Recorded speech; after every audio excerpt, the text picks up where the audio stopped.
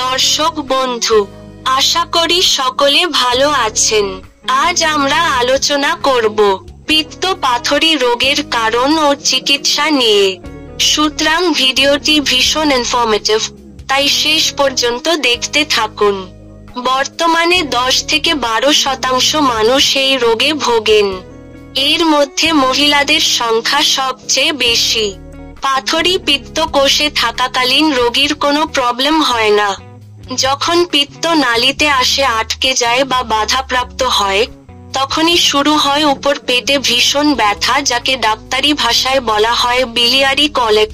পিত্ত পাথরির কারণ জেনারেলি যখন গল ব্ল্যাডার বা বাইল ডাক্ট এ অনিয়মিত জীবনযাপন বা লিভার জনিত রোগের কারণে পিত্তরস ধীরে ধীরে জমতে থাকে এবং একসময় পাথরের কণার মতো পরিণত হয়। এটি 2 ধরনের হয়।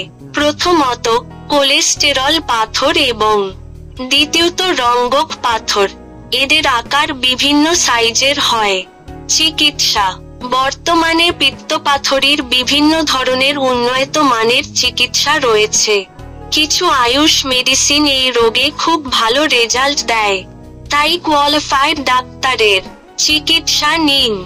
এই রোগ সম্পূর্ণ নিরাময়যোগ্য, তবে ইমার্জেন্সি অবস্থায় ভালো সার্জনের পরামর্শ মতো সার্জারি করাই ভালো।